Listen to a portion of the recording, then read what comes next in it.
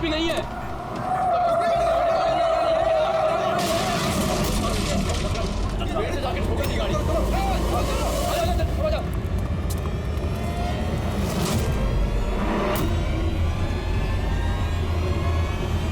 अरे बबलू भाई, अंदर तो देखो, ड्राइवर नहीं है। गाड़ी अपने आप कैसे चल रही थी?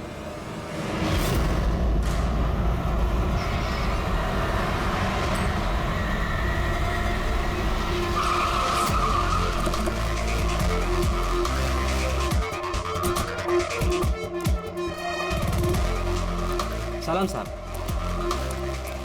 क्या बात है? एक्सीडेंट के केस में सीआईडी को बुलाया तुम लोगों ने? सर मुझे लगा ये नॉर्मल एक्सीडेंट नहीं है, इसीलिए।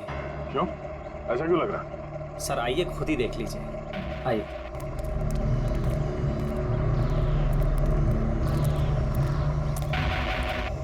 सर दरवाजा खुल नहीं रहा था, बड़ी मुश्किल से हमने खोला इसे।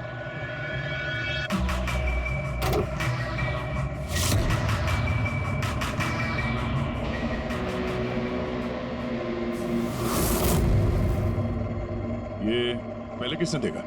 सर इन लोगों ने। मैं देखता हूँ। किसने देखा था पहले? क्या हुआ था? सर ऐसा पहले कभी देखा ही नहीं। गाड़ी में ड्राइवर नहीं था सर। गाड़ी में ड्राइवर नहीं था, गाड़ी अपने आप चल रही थी। अरे यार साफ साफ बताओ भाई। हाँ सर, गाड़ी में ड्राइवर नहीं दिखाई दिया और गाड़ी जाके सीधे पेड़ से टकरा गई। अरे क्या बात कर रहे हो? गाड़ी के अंदर ड्राइवर है, मना पड़ा है। नहीं सर, सच में गाड़ी में ड्राइवर नहीं था, नहीं तो ये गाड़ी मेरी भी गाड़ी को टकराते हुए बच गई। लाश की हालत से तो लगता है कि गाड़ी काफी स्पीड में थी। सर गाड़ी बहुत स्लो थी, लेकिन इतनी स्लो में कोई मर कैसे सकता है? गाड़ी भी ऑटोमेटिक है, हर चीज ऑटोमेटिक है, सेफ्टी डिवाइस भी ठीक है।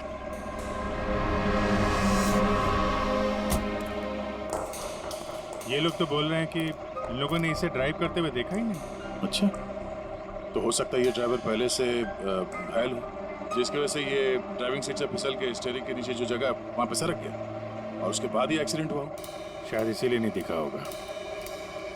कुछ पता चला कौन है? कुछ आईडी वगैरह? अरे हाँ, इसका नाम अमन है और उसका मोबाइल है पूरी तरह से टूट गया। और एक बात अभिजीत, ये गाड़ी ऑटोमेटिक है, ये देखो इंजन अभी भी ऑन है, ऑफ नहीं हो रहा है। हो सकता है जब ये एक्सीडेंट हुआ हो उसकी वजह से जो इम्पैक्ट हुआ उससे ये कार का कंप्यूटर क्रैश हुआ। यार ये लोग तो बोल रहे हैं कार बहुत स्लो थी जब टकराई। ऐसा इम्पैक्ट?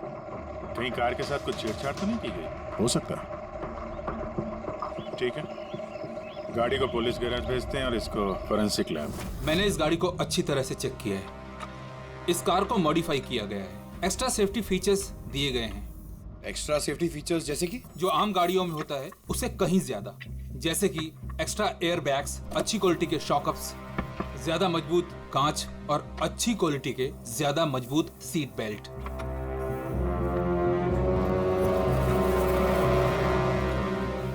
ये देखो, निकोटीन पैच। Nicotine patch? ये तो सिगरेट छोड़ने के काम में आता है ना? हम गाड़ी के सिस्टम को कंप्यूटर से लिंक कर सकते हैं? जी हाँ मैडम, एक मिनट।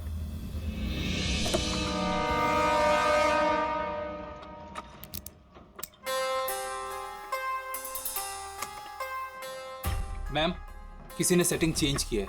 कार के सॉफ्टवेयर को हैक किया गया है। खिड़की के कांच से लेकर ब्रेक तक सब कुछ कोई और कंट्रोल कर रहा था। अगर सब कुछ कोई और कंट्रोल कर रहा था, फिर हादसे के बाद इंजन उसने बंद क्यों नहीं किया? टक्कर की वजह से कार का वायरलेस सिस्टम डैमेज हो गया था, इसलिए कार बंद नहीं हुई। गाड़ी को हैक किया गया? मतलब ये एक्सीडेंट नहीं है, ये तो मर्डर है।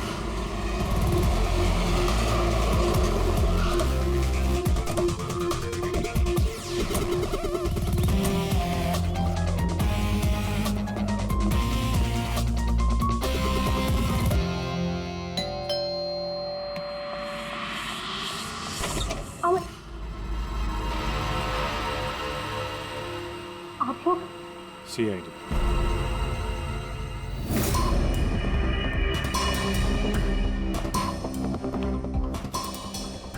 इस आदमी पर कोई टैंकर चढ़ गया था क्या?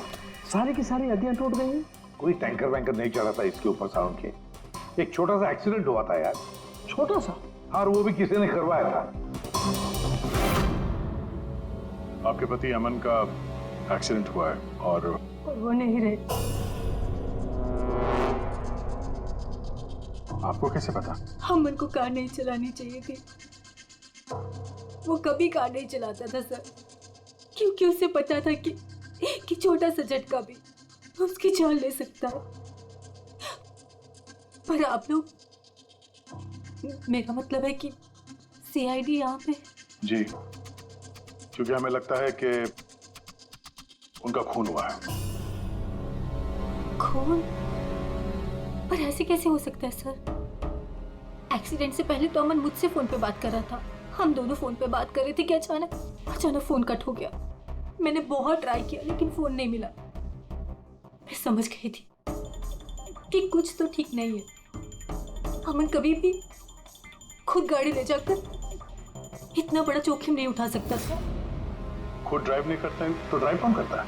सर, हमारा एक ड्राइवर है। कहाँ वो ड्राइवर? कहाँ है अभी? उसकी तबीयत खराब थी, इसलिए वो छुट्टी पर है। कहीं उस ड्राइवर ने तो कुछ गड़बड़ नहीं की गाड़ी में? नहीं सर, हमारा ड्राइवर बहुत ही भरोसेमंद इंसान है, वो ऐसा कभी नहीं कर सकता। पिछले 15 साल से वो हमारे लिए कार चला रहा है। सर, इसके शरीर पर 7 जगह हड्डियों के टुकड़े टुकड़े हो गए, 43 जगह हेयरलाइन फ्रैक्चर्स हैं और 21 जगह माइन्यूट फ्रैक्चर्स हैं।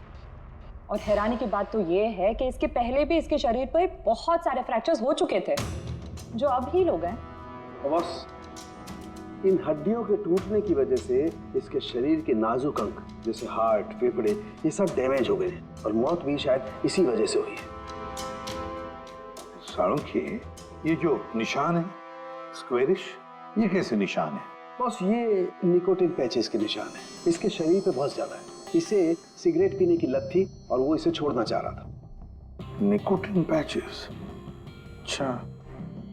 और फिर यार अभी तारिका ने बताया कि इसके शरीर पर पुराने फ्रैक्चर्स के निशान भी हैं, बहुत सारे। ये पुराने फ्रैक्चर्स का क्या मतलब हो सकता है? अमन को ड्राइविंग तो आती थी ना? हाँ सर। तो फिर जोखिम किस बात का? अमन मेरे या आपकी तरह नहीं था सर। छोटे से छोटा झटका भी इसकी जान ले सकता था। ड्राइविंग की वजह से उसकी जान को खतरा था, इसीलिए हमने कार में भी काफी मॉडिफिकेशंस करवाई थी और ड्राइवर को भी कहा था कि कार आराम से चलाए। छोटा सा छोटा झटका भी उसकी जान ले सकता था? क्या मतलब? क्या कुछ था उसको? कोई प्रॉब्लम थी? सर, रोग मतलब इसकी हड्डियां भंगुर हैं। और इसीलिए बॉस, इसकी हड्डियों को अगर जरा सा भी झटका लगे तो चकनाचूर हो सकती हैं। 25 से ज्यादा बार उसके फ्रैक्चर्स हो चुके थे। हमेशा खतरा रहता था उस पे। मुझसे जितना हो सके मैं उसकी सुरक्षा का ख्याल रखती थी ताकि उसे कोई झटका ना लगे। घर में, कार में हमेशा उसकी सुरक्षा का ध्यान रखती थी। यहाँ तक कि जब अमन को पता चला कि सिगरेट पीने से हड्डियाँ कमजोर होती है तो अमन ने पूरी कोशिश की सिगरेट छोड़ने की। तभी इतने मामूली एक्सीडेंट से भी ये हाल हो गया था शरीर का। लेकिन वो अचानक गाड़ी लेके कहाँ गया था? सर, मुझे नहीं पता, लेकिन जब वो अकेला गाड़ी लेकर चला गया तो मुझे उसकी बहुत चिंता हुई और मैंने अमन को फोन किया। हेलो अमन। या बेबी बोलो। अच्छा, तो तुम खुद ड्राइव कर रहे हो। तुम्हें पता है ना तुम्हारा ड्राइव करना कितना ज्यादा खतरनाक है, लेकिन तुम मेरी बात सुनते तक नहीं। वैसे ऐसा कौन सा जरूरी काम था जिसके लिए तुम खुद गाड़ी लेकर निकल गए? ड्राइवर तक का वेट नहीं किया गया तुमसे? जरूरी था स्वीटहार्ट, लेकिन तुम परेशान मत हो, मैं गाड़ी आराम से ही चला रहा हूँ। अमन, मुझे ऐसा क्यों लग रहा है कि तुम मुझसे कुछ छुपा रहे हो? देखो सुप्रीति, मैं मानता हूँ कि मैं सारी बातें तुमसे शेयर नहीं कर पा रहा, लेकिन इसका मतलब ये नहीं कि तुम उल-झुल बातें सोचने लग जाओ। है कुछ प्रॉब्लम्स, मैं उन्हें सॉल्व कर लूँ, फिर तुम्हें सब कुछ बता दूंगा। प्रॉब्लम्स? तुम अभी क्यों नहीं बता सकते मुझे? क्योंकि ये सब खतरनाक है, वो लोग बहुत खतरनाक हैं, मैं तुम्हें नहीं बता सकता। खतरनाक लोग? Oh no. अमन, हेलो। कौन सा प्रॉब्लम? और ये किन खतरनाक लोगों की बात कर रहे थे? वो कुछ पता है आपको? सर, मैं कुछ नहीं जानती। अमन की किसी से कोई दुश्मनी, कोई बिजनेस राइवलरी वगैरह? इस बारे में मुझे कुछ भी पता नहीं, लेकिन हाँ, मयंक और नेहा आपकी शायद कुछ मदद कर सकते हैं। मयंक और नेहा, ये कौन है ये लोग? मयंक पेशे से एक वकील है और अमन का दोस्त भी, और नेहा अमन की सेक्रेटरी थी। अच्छा, ये मयंक का ऑफिस कहाँ है? अमन सर का खून। आप मैं नेहा, अमन सर की सेक्रेटरी। लेकिन अमन की मौत तो एक्सीडेंट में हुई है ना? जी, मौत तो एक्सीडेंट में हुई है, लेकिन एक्सीडेंट अपने आप नहीं हुआ है। करिए बताइए कि आप दोनों मिस्टर अमन को कब से जानते हो? मतलब कब से काम कर रहे हो उनके साथ? सालों से। हम लोग साथ में काम ही नहीं करते थे, बल्कि बहुत अच्छे दोस्त भी थे। अमन की बीमारी की वजह से ज़्यादातर बिजनेस वगैरह मैं ही हैंडल करता था। और नेहा जी आप? सिर्फ मैं और मयंक सर ही तो थे, अमन सर का पूरा बिजनेस संभालते थे। वैसे बिजनेस क्या है उनका? इन्वेस्टमेंट का बिजनेस है। हम लोग अलग अलग कंपनीज में पैसे लगाते थे और जब वो कंपनीज में मुनाफा होने लगे तो अपना परसेंटेज वापस ले लेते थे। ऐसी 50 कंपनीज है जहाँ पर पैसे लगाए थे अमन में। किस तरह का कंपनीज में इन्वेस्ट करते थे? वैसे तो कई सारी कंपनीज में पैसे लगाए थे, लेकिन उनकी सबसे ज़्यादा दिलचस्पी 20-30 फार्मास्यूटिकल्स कंपनीज में थी। फार्मा कंपनी या दवाइयों की कंपनी? जी, ये कंपनीज बहुत नुकसान में चल रही थी, लेकिन आपको तो पता ही होगा अमन की बीमारी के बारे में। और ये कंपनीज उसी बीमारी का इलाज निकालने की कोशिश कर रही थी, और अमन का सपना था कि इस बीमारी का इलाज संभव हो जाएगा तो किसी और को वो तकलीफ नहीं उठानी पड़ेगी जो उसे थी।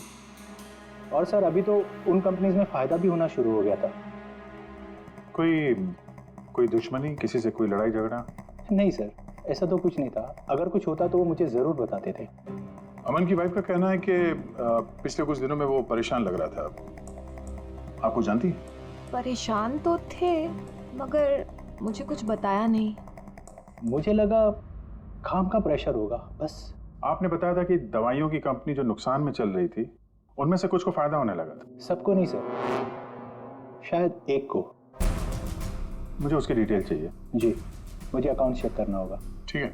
और मुनाफे के अलावा कोई ऐसी बात जो आपको अलग लगी या फिर कुछ अजीब सी हो, वो भी बता दीजिएगा।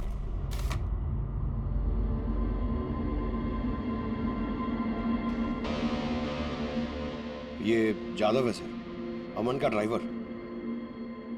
काफी परेशान लग रहा है वो। देखते हैं।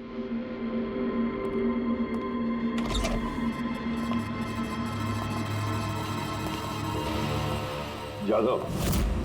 जी सर। अमन के ड्राइवर है ना? जी सर। क्यों, छुट्टी पर क्यों गए थे तुम? साहब, बीमार हूँ और अमन सर ने मुझे खुद छुट्टी दिया था। मिस्टर अमन को तुम ही लेके जाते थे ना? जी मैडम, अमन सर मेरे साथ ही जाते थे। कभी वो कोई टैक्सी वगैरह नहीं लेते थे। तो फिर तुम तो हमें बता सकते हो कि अमन साहब कहाँ कहाँ जाते थे, है ना? जी जी। ये देखो जादव, ये जगह पर उनकी मौत हुई थी। अब ये जो रास्ता है, ये कहाँ पर जाता है या फिर वो इस रास्ते पर कहाँ जा रहे थे, ये तुम्हें पता है? मुझे नहीं पता है। देखो, हमें पता है कि तुम इसके बारे में जानते हो। तुम्हारी भलाई इसी में है कि सीधे सीधे बता दो। जी मैडम। सुप्रीति मैडम से कुछ कहिएगा मत। वो सड़क के कुछ दूर पे एक मोटेल है, वहाँ हमेशा वो बार बार जाते थे। मोटेल में बार बार जाते थे? क्यों, इससे मिलने जाते थे? जी साहब, एक मैडम थी।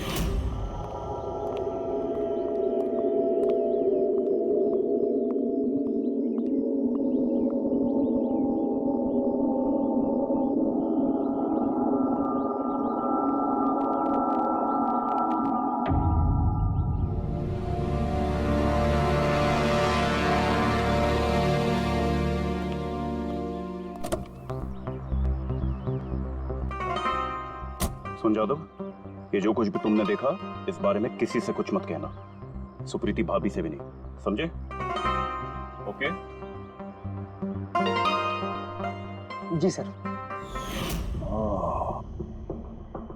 मैडम थी? मतलब अमन का उस औरत के साथ चक्कर चल रहा था। जी छोटी मुंह बड़ी बात, साहब छुप छुप के उस मैडम से अगर मिलते थे तो इसका मतलब तो यही निकलता है। अमन उस औरत से मिलने जा रहा था जब यह हादसा हुआ। तो हो सकता है वो औरत अब भी वहीं पर हो, उसी होटल में। चलकर मिलना पड़ेगा इस औरत से।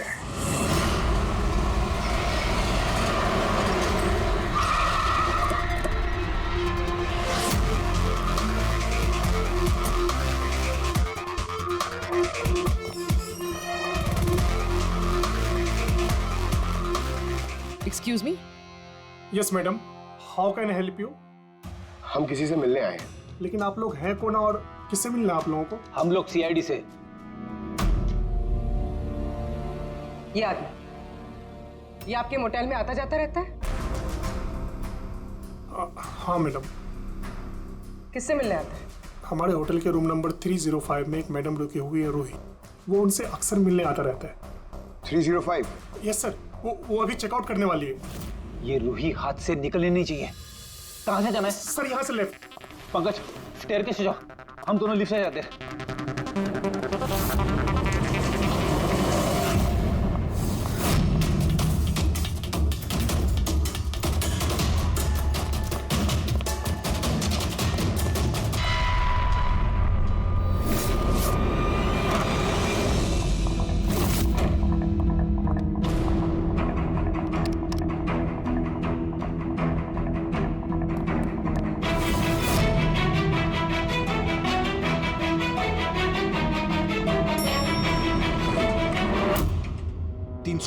सर उधर।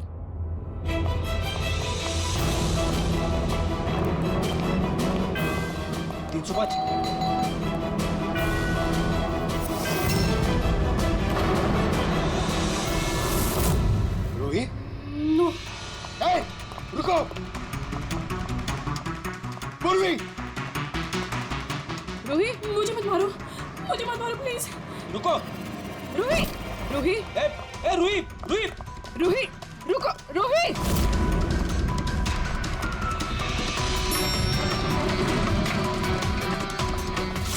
रुक जा। रूही, रुको। रुक जा। रूही, मार दो मुझे, लेकिन तुम लोग भी बच नहीं पाओगे। तुम लोगों का सच सबके सामने आ ही जाएगा। सच? कौन सा सच? मैं सब जान चुकी हूँ तुम लोगों के बारे में, सब जान चुकी हूँ। क्या बोल रही हो तुम? तुम्हें ऐसा क्यों लगता है कि हम तुम्हें मारेंगे? आओ। कौन सा सच? रूही, हम सीआईडी से। सीआईडी? चलो मान लिया रूही कि तुमने कुछ नहीं किया, लेकिन अगर तुमने कुछ नहीं किया तो वहां से भागी क्यों? मुझे लगा कि ये लोग मुझे मारने आए हैं। इसका मतलब कोई है जो तुम्हें मारना चाहता है? जी, वही लोग जिन्हें हम एक्सपोज करने वाले थे। उनके खिलाफ हमारे पास सारे सबूत थे। कौन लोग और कैसे सबूत? हाँ, बताओ।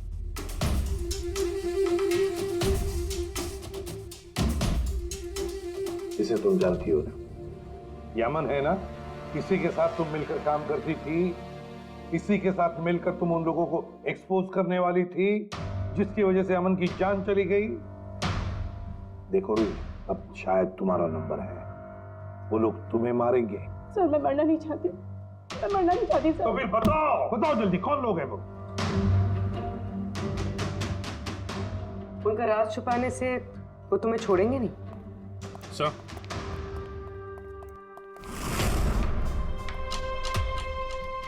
रूही, ये लो पानी पी लो, पियो। और मैंने जो कहा, ठंडे दिमाग से सोचो, अपने बारे में सोचना जरूर। मैं आता हूं।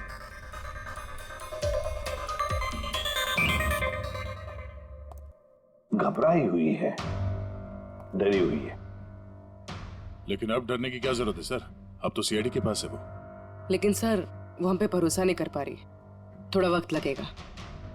से जो अमन का वकील है मयांक, उससे क्या पता चला? सर अमन ने बहुत सारी दवाई की कंपनियों में पैसा लगाया था, लेकिन वो सब की सब घाटे में चल रही थी। एक कंपनी है जो जिसने अभी अभी फाइनली फायदा करना शुरू किया था, CRM फार्मास्यूटिकल। और सर ताजुब की बात यह है कि अमन ने पिछले हफ्ते ही इस कंपनी के साथ जितने भी डीलिंग्स है वो सब तोड़ दिए, और मैं भी इस बात से काफी हैरान था। वही तो समझ में नहीं आ रहा है कि इस अमन ने जब ये कंपनी लॉस में जा रही थी तब उसके साथ तो डील नहीं तोड़ा, और जब ये कंपनी प्रॉफिट कर रही है तब डील तोड़ने जा रहा है। और सर वो मयंक से कभी कोई बात छुपाता नहीं था, उसने ये बात मयंक को बताई भी नहीं। हाँ सर, मयंक ने उसका भरोसा तोड़ दिया होगा सर। आओ जरा रोही,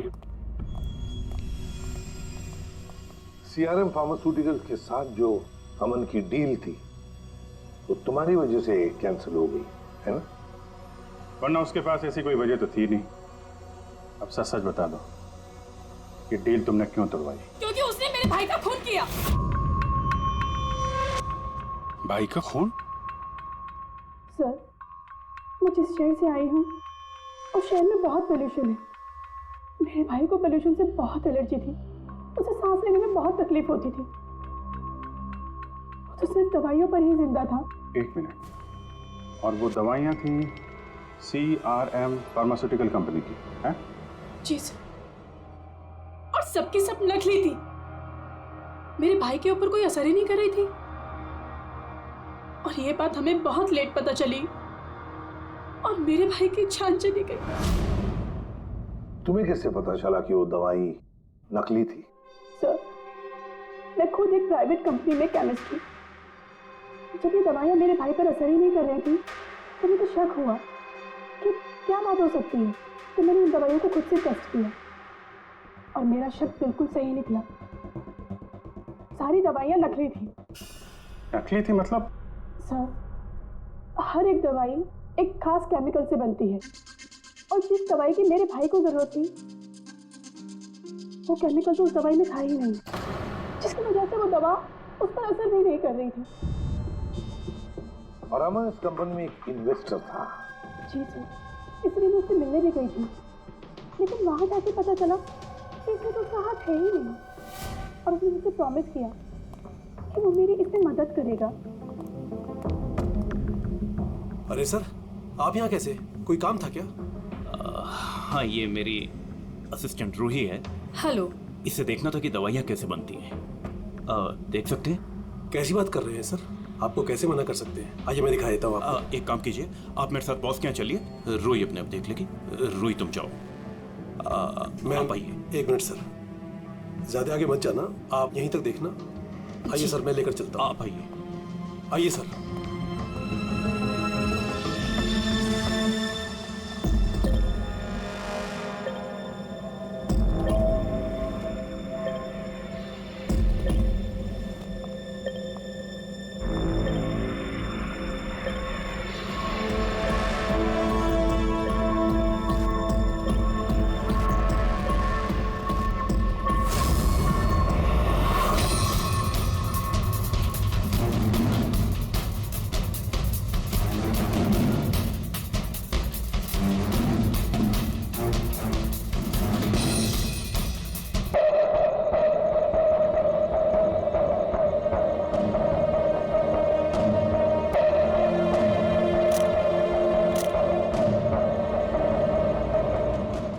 केमिकल है, लेकिन ये लोग यहाँ से बाहर क्यों लेके जा रहे हैं? और हमने सारे सबूत जुटा लिए थे और सारे सैंपल्स भी टेस्ट किए थे।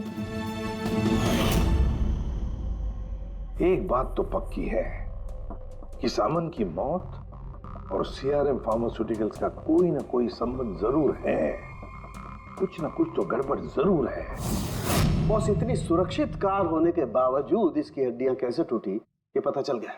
अच्छा सर, अमन के खून में से हमें एक ऐसा केमिकल मिला है जिससे एपिलेप्टिक फिट्स आते हैं, मिर्गी का दौरा। माय गॉड, यार अमन को तो ब्रिटल बोन डिजीज था। मिर्गी का दौरा आ जाके वो गिर जाता, उसकी हड्डियां टूट जाती। इसी की वजह से इसकी मौत हुई है। तो मतलब जिसने भी ये किया वो जानता था अमन के ब्रिटल बोन्स डिजीज के बारे में। उसने बड़े चालाकी से उसका नाजायज फायदा उठाया। पहले उसने अमन की गाड़ी का कंप्यूटर हैक किया और फिर एक्सीडेंट से पहले उसे उस केमिकल का इंजेक्शन दिया जिसकी वजह से उसे मिर्गी का झटका आ जाए। उसे मालूम था अमन किसी भी हालत में बच ही नहीं सकता। अगर मिर्गी का झटका आ जाता तो वो गिर जाता, जिसकी वजह से उसकी हड्डियां टूट जाती और वो मर जाता। अगर उसमें से भी बचता तो कार के एक्सीडेंट में से तो बच ही नहीं सकता था वो। समझिए मिर्गी का दौरा पड़ने वाला जो ड्रग है कितनी देर बाद असर करता है? बस कुछ घंटे तो लगते हैं। मतलब ये ड्रग अमन को एक्सीडेंट से कुछ घंटे पहले ही दिया गया था। सर कहीं ऐसा तो नहीं कि किसी ने इसे नींद में इंजेक्शन दे दिया? हो सकता है। बस एक काम करते हैं, इस अमन की बॉडी को फिर से एक बार अच्छी तरह से चेक करते हैं, देखते हैं कहीं कोई इंजेक्शन का निशान तो नहीं है। तारिका? Yes sir. अच्छा साहब की सीआरएम कंपनी की नकली दवा के बारे में क्या पता चला? बॉस उन नकली दवाइयों में एम्फेड्रिन नहीं है। ओह, मतलब रूही सही कह रही थी। सर ये कुछ केमिकल्स की लिस्ट है जो सीआरएम कंपनी ने पिछले महीने मंगाई थी। माय गॉड बॉस, इसमें तो वो केमिकल सबसे ज्यादा मात्रा में जो सीआरएम की दवाई में होना चाहिए था, 500 गैलन। 500 गैलन तो बहुत बड़ी गड़बड़ है, बहुत ही बड़ी गड़बड़ है। पंकज, अभिजीत और दया से कहो कि सीआरएम कंपनी में जाओ और वहां से मुझे फोन करें। और फ्रेडी, तुम और पूर्वी अमन के घर जाओ और पता लगाओ एक्सीडेंट के दिन अमन से कौन कौन मिलने आया था। इंजेक्शन? सर अमन तो इंजेक्शन से बहुत डरता था। ऐसा हो ही नहीं सकता कि वो खुद को इंजेक्शन लगा ले। अपने आप नहीं लगवाया होगा तो किसी डॉक्टर से लगवाया होगा। नहीं सर, अमन तो इंजेक्शन के नाम से कोसों दूर भागता था और उसकी हेल्थ बिल्कुल ठीक थी। अगर कोई भी प्रॉब्लम होती तो वो कम से कम मुझे बताता। किसी और से नहीं लगवाया, खुद नहीं लगाया, तो फिर वो केमिकल उसके खून में पहुंचा कैसे? अच्छा बता सकती है घर से निकलने से पहले अमन किस किस से मिला?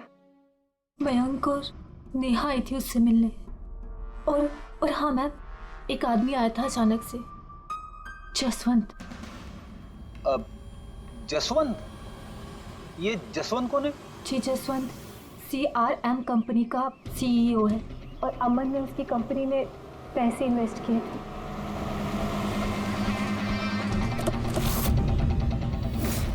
जसवंत, आप अमन के घर गए थे उससे मिलने के लिए उसके एक्सीडेंट के कुछ घंटे पहले? जी सर, मैं गया था लेकिन मिल नहीं पाया था। तो दरअसल उनकी वाइफ ने मुझे बताया कि वो सो रहे, तो मैंने सोचा वो शायद मुझे अवॉइड करना चाहते होंगे, तो मैं वापस चला आया। पापा, अमन ने हमारे बिजनेस डील कैंसिल की, फिर भी आप उससे मिलने गए थे? जी बेटा, क्योंकि मैं उनको वापस लाना चाहता था। सर वो हमारी नई यूनिट के लिए बहुत जरूरी था। तो जसवंत जी, जब आप अमन से मिलने उसके घर गए तो वाइफ सुप्रीति के अलावा वहां कोई और भी था?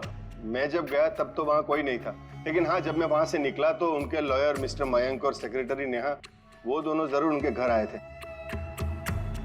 अच्छा ठीक है, thank you very much.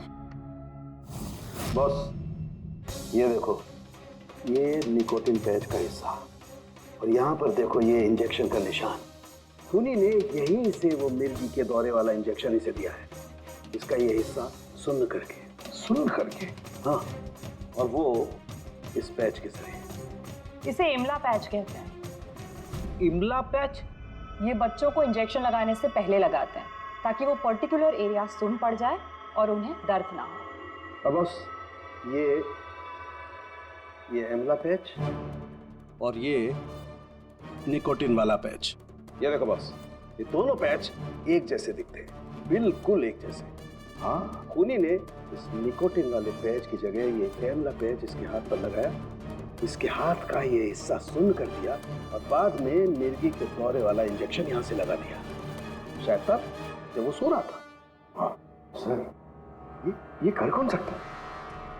Jaswant तो एक हफ्ते से अमन को मिला भी नहीं, तो फिर? सर वो मयंक या फिर नेहा, वो तो नहीं। पंकज, ये खेल कौन खेल रहा है तो हम पता लगा ही लेंगे। अब हम भी एक खेल खेलेंगे, एक ऐसा खेल जिसमें जीत सिर्फ हमारी ही होगी। हमारी जीत।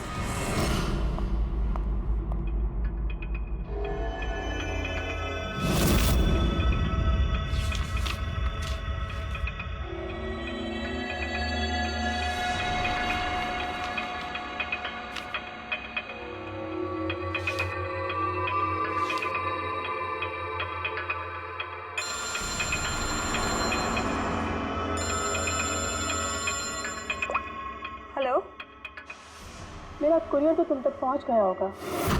कौन है तुम? और ये सब मुझे क्यों भेजा है? तुम लोगों ने अमन को तो मार डाला, लेकिन तुम लोग मुझ तक नहीं पहुंच सकते। अगर तुम लोग चाहते हो कि मैं अपना मुंह बंद रखूं, तो मुझे 5 करोड़ रुपए देने होंगे। ये क्या बकवास कर रही हो? मुझे इन सब के बारे में कुछ नहीं पता। वो तो जब ये सबूत पुलिस तक पहुंच जाएंगे तो तुम्हें खुद ब खुद पता चल जाएगा कि मैं क्या कह रही हूँ और क्या बोल रही हूँ। देखो देखो देखो, मैं कुछ इंतजाम करता हूँ, मुझे थोड़ा सा टाइम दे दो। ठीक है, तुम्हें 2 दिन का वक्त मिलता है, मैं फिर कॉल करूँगी।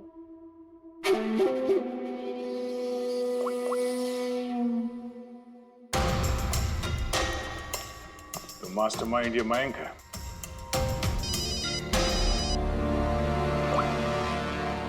Hello Abhijit sir. सर मैं मयंक बोल रहा हूँ। सर मुझे एक कोरियर आया और एक लड़की का फ़ोन भी आया और उसने मुझसे 5 करोड़ रुपए मांगे हैं, तो मैंने सोचा ये बात आपको बता दूँ। नहीं, बहुत अच्छा किया तुमने, मैं देखता हूँ। Thanks. Thank you so much. Mayank का फ़ोन था। उसने उस कुरियर रूही के बारे में बताया सर। और उसने ये भी कहा कि उसने जानबूझ के समय मांगा ताकि हम इस तक पहुँच सके। तो ये मयंक नहीं बल्कि कोई और ही है।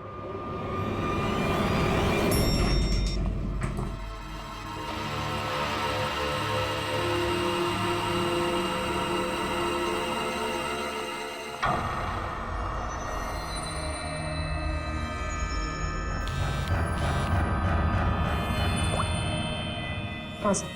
पूरी इसमें यहाँ पर नजर रखी है ना तुमने? हाँ सर, वो अभी अभी यहाँ से निकली है। कड़ी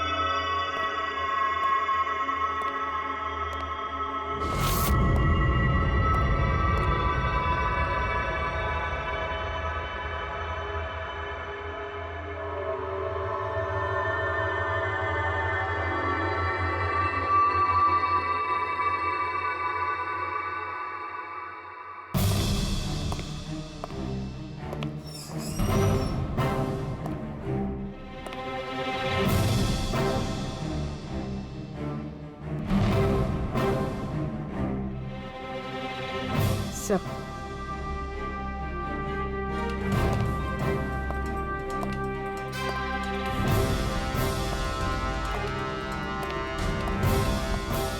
क्या हुआ? इतनी जल्दी में क्यों बुलाया? क्या है ये सब? ये सब क्या है? तुमने तो कहा था कि किसी को कुछ पता नहीं चलेगा। फिर हमारे बारे में ये लड़की सब कुछ कैसे जानती है? डोंट वरी बेबी, मैं सब संभाल लूंगा। मैं हूं ना। जैसे उस अमन को ठिकाना लगाया वैसे इस लड़की को भी ठिकाना लगा दूंगा। तुम टेंशन मत लो। Okay?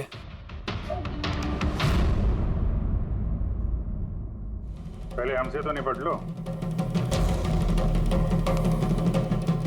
You are under arrest, Mr. Ashwin.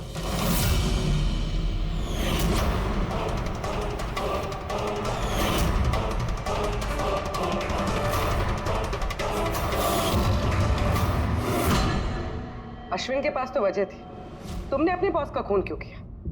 हम दोनों एक दूसरे से प्यार करते। जब मुझे पता चला कि अमन सर सीआरएम फार्मास्यूटिकल की जांच कर रहे हैं, तो ये बात मैंने अश्विन को बता दी ताकि वो लोग अपनी गलतफहमियां दूर कर सके। लेकिन इसने तो अमन को ही दूर कर दिया। क्यों अश्विन? मैं जानता था कि अमन को कुछ समझाने का कोई फायदा नहीं होगा, वो तो हमें जेल भिजवा के ही रहता। तुमने मेरे भाई को मारा, अमन का खून किया और ना जाने कितने मासूमों की जान ली होगी तुमने अपनी इन नकली दवाइयों से। बिजनेस में बहुत घाटा हो रहा था, नुकसान पे नुकसान हो रहा था। डैड नहीं मानते, इसलिए उनको बिना बताए मैंने केमिकल्स को नॉर्थ इंडिया के प्लांट में बेचना शुरू कर दिया। उससे हम नशा बनाते थे, थोड़ा प्रॉफिट हो ही रहा था कि अमन ने सारा खेल बिगाड़ दिया। सिर्फ फायदे के लिए दवाइयों की जगह पे तुम ये जहर बनाने लगे थे, हाँ? मुझे कंपनी की हालत पता थी, मैंने अमन सर को अश्विन से मिलाया था ताकि वो कंपनी में इन्वेस्ट करके उसे डूबने से बचा सके। और अमन खुद को तुम लोगों से बचा नहीं पाया। ये सब कुछ मैंने अपने प्यार के लिए किया, मेरे अलावा कोई ये कर नहीं सकता था क्योंकि वो अपने निकोटीन पैच मुझे से मंगाते थे।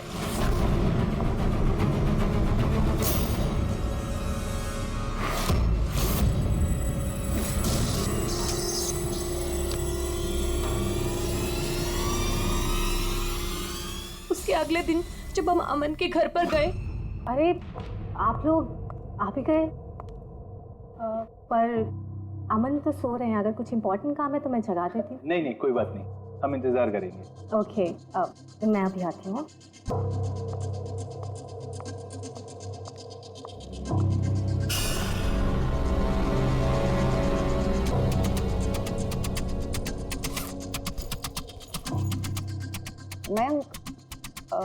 मैं जरा वॉशरूम होकर आऊं?